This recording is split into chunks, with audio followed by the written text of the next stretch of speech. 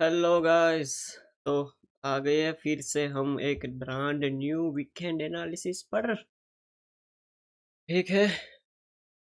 अब जो जानते ही हो अगला वीक हमारे लिए कुछ ऐसा खास ऐसा गया नहीं था। गोल्ड में हम देखने जाए तो हमने क्या किया था पिछले वीक में देखे तो मंडे को शायद से हमने कुछ नहीं किए थे जी।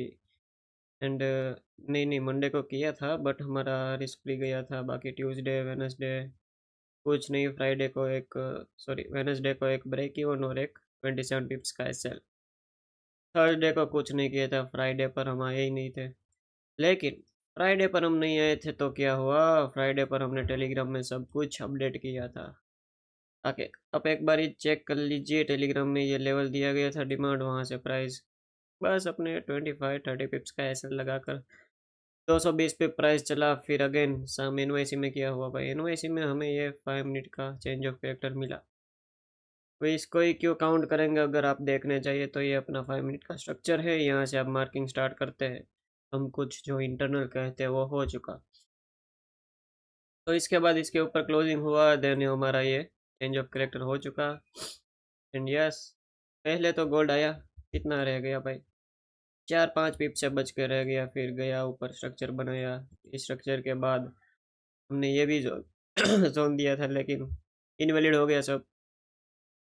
लेकिन जब ट्रम्प की न्यूज़ आई भाई, गोल्ड देखो कहाँ पर गिरा।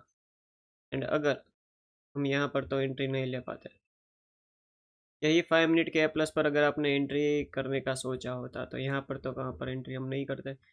ये वाली कैंडल फॉर्म होने के बाद अगर एक ग्रीन कैंडल के बाद भी आपने एंट्री लगाई होगी यहाँ पर, तो आपका एसएल या 60 से 50 पिप का बनता। एंड आप ये ट्रेड में बैठ सकते थे, लेकिन कोई बात नहीं, ये तो हो गया भाई।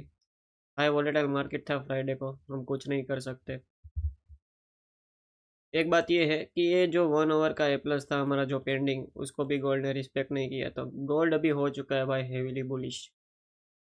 ठीक है, गोल्ड अभी हो चुका बुलिश। अगर प्राइस इसके ऊपर निकलता है 1 आवर के, मंडे को एशिया सेशन में 1 आवर पर क्लोजिंग देके निकलता है, तो हम यहाँ से ऑब्वियसली लंदन सेशन में बाय कर सकते हैं। यही बनेगा हमारा बाइंग लेवल, जहाँ से हम कुछ बाइंग कर सके। लेकिन इसके ऊपर पहले क्लोजिंग होना चाहिए, उसके पहले तो नहीं करेंगे। बाकी अगर 15 मिनट देखने जाए तो ये इसको थोड़ा छोटा कर लेंगे। एंड M15 में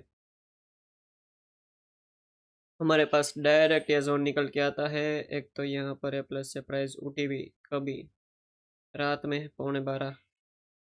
यस, ये जोन बन के आता है जहाँ से हम M15 में अर्ली अगर ऊपर क्लोज नहीं होता, प्राइस अपने H1 के डबल टॉप के एरिया से गिरती है, तो हम यहाँ से भी बाइंग कर सकते हैं, बाइंग का कुछ सोच सकते हैं। ठीक है गाइज, ये रहेगा हमारा M15 early buying and H1 for main confirmation. अगर प्राइस यहाँ से उठती है तो हम ऑब्वियसली टारगेट करेंगे यहाँ पर जाए प्राइस 5284 तक का। अभी बुलिश सिनेरियो लग रहा है प्राइस को जाने का ऊपर की साइड, क्योंकि ये जो सारी रेंज थी अभी प्राइस ने ब्रेक कर चुकी है। तो गोल्ड का सिनेरियो तो डन है। अगर H1 में आपको ट्रेड चाहिए तो इसके ऊपर क्लोजिंग का वेट करना। लेकिन एशियन ट्रेड करते हो तो अगर प्राइस डायरेक्ट यहाँ पर ए प्लस पर आती है तो यहाँ से हम ऑब्वियसली एक 1 मिनट की कंफर्मेशन के साथ बाय कर सकते हैं भाई। ठीक है, ये हो गया गोल्ड का डन। बाकी यूरो यूएसडी में जाते हैं एंड देखते हैं। ओके, ये भी एक लेवल था जो हमने टेलीग्राम फ्री टेलीग्राम ग्रुप में दिया था। कभी टैप हुआ 6:30 बजे टैप हुआ। एक 5 मिनट का रेड कैंडल का वेट करना चाहिए अपन को, लेकिन अगर क्या हम यहाँ पर वेट करते तो ये चला जाता। ठीक है भाई, क्योंकि ये भी न्यूज़ का इवेंट था। अगर यहाँ पर हम डायरेक्ट एंट्री करते तो 5-6 पिप का एसएल बनता, लेकिन कोई बात नहीं, ये हमारा ट्रेंड हम नहीं काउंट करेंगे।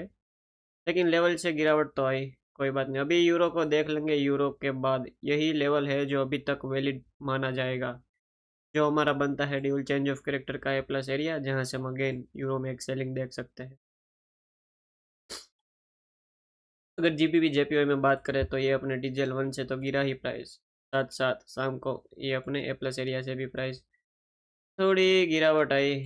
लेकिन कभी यह 8:30 बजे जो हमारे सेशन टाइमिंग से बाहर था, तो हम इसको भी काउंट नहीं करेंगे। अभी का तो ये चला जा भाई नीचे, यहाँ से टैप होके कुछ दे दे, या तो फिर तो भाई इसके ऊपर अगेन क्लोजिंग दे दे अगर तेरे को बुलिश होना ही है तो।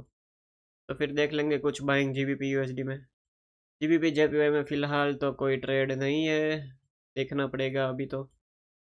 इसके ऊपर क्लोजिंग तो हुआ प्राइस, लेकिन यहाँ पर इसके नीचे भी, यहाँ से भी प्राइस उठ सकती है भाई अच्छी खासी। यही जोन है जहाँ से हम अगेन एक बाइंग ट्राई कर सकते हैं। नहीं हुआ भाई, यहाँ से हम नहीं करेंगे। नो नो, यहाँ से नहीं करना। GBP USD, sorry GBP JPY को रहने दीजिए। यूएसडी जेपीवाई देख ले। यूएसडी जेपीवाई देखे तो अपने 1 आवर के किस एरिया से प्राइस गिर रही है, जो हम कहते हैं कि पेंडिंग ए प्लस। देखिए भाई पेंडिंग ए प्लस कैसे काम करता है। वहाँ से प्राइस गिरी ऑलमोस्ट, यहाँ से आप 80 पिप का गिरावट मान सकते हैं, लेकिन कोई बात नहीं। ट्रेंड नीचे से सेलिंग बाइंग में है तो हम बाइंग में ही ट्राई करेंगे। अपन के पास एक नया एरिया जहाँ से हम बाई कर सकते हैं, तो ये वाला ये जोन है जहाँ से हम ऑब्वियसली बाई कर सकते हैं। ये बाई हम कहाँ तक के लिए कर सकते हैं, अगर यहाँ पर 5 मिनट का कोई ग्रीन कन्फर्मेशन कैंडल मिलता है तो अगेन 90 पिप्स के लिए हम यूएसडी जेपीवाई में ये वाले लेवल से बाई कर सकते हैं। यूएसडी कैड तो यार करना ही नहीं भाई। कंसोलिडेशन मार्केट एनजेडी यूएसडी में देखने जाए तो एनजेडी यूएसडी अपने डबल बॉटम के एरिया से प्राइस उठ रही है। उसके बाद कई टाइम फ्रेम में कुछ दिया कि नहीं दिया, चेक कर लेते भाई। ओके, अगर एनजेडी यूएसडी में करना ही है भाई तो इसके ऊपर फर्स्ट ऑफ ऑल क्लोज होने का वेट करना पड़ेगा। उसके बाद ही कुछ बाइंग का प्लान कर सकते हैं, क्योंकि ये अपने डबल बॉटम के एरिया से प्राइस उठ रही है। सो यस, एक चेंज ऑफ कैरेक्टर नीड है इसके लिए, अगर इसको बाइंग जाना ही है तो। या तो फिर ये वापस से यहाँ पर अपनी रैली कंटिन्यू करेगा सेल साइड पे। आखिरी बच्चा बिटकॉइन, बिटकॉइन देख लेते हैं। ओके, ये लेवल हम कभी जब भी थर्सडे को स्ट्रीम पे थे तभी ये लेवल मार्क किया था कि 1 आवर का एरिया है, यहाँ से एक सेलिंग होनी चाहिए। इसके नीचे के बाद कोई क्लोजिंग नहीं है, सो यही एरिया वैलिड था। ये जब टैप हुआ फ्राइडे को दोपहर 2-2:30 बजे, 5 मिनट का ग्रीन कैंडल पे हमें एंट्री लेनी चाहिए, लेकिन यहाँ पर एसएल बड़ा बनता। सो हमने इजीली वेट किया। M15 का चेंज ऑफ करेक्टर का वेट करते ही हमारे पास क्या मिल गया था कि ए प्लस एरिया। ठीक है भाई, अगर यहाँ से एंट्री नहीं मिली तो यहाँ से एंट्री उठा लेंगे। 8:30 बजे टैप हुआ प्राइस, टैप होके आप देख ही सकते हो भाई 130 पिप का गिरावट। तो यस, बिटकॉइन का तो यही सीन था। बाकी अभी देखते हैं बिटकॉइन में एक 1 आवर का तो सेलिंग अभी भी चालू ही है। बिटकॉइन में देखना है तो अभी छोटे टाइम फ्रेम में जाना पड़ेगा एंड M15 वगैरह में कुछ देखते हैं यहाँ पर कुछ स्ट्रक्चर बुलिश होगा कि नहीं होगा। ये तो हाई बनेगा नहीं भाई, अभी तक ये सेलिंग में ही है। ओके, ये जो लास्ट एरिया था सेलिंग का वो भी टैप हो चुका भाई। तो बिटकॉइन में अभी देखना पड़ेगा कोई स्ट्रक्चर फॉर्म हो, उसके बाद ही कुछ कर सकते हैं।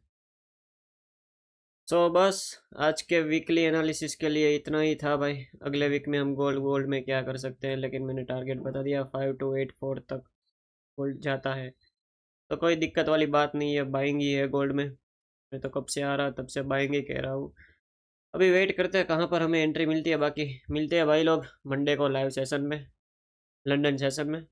तब तक के लिए लाइक करें, शेयर करें, सब्सक्राइब करें ट्राई ट्रेडर्स को।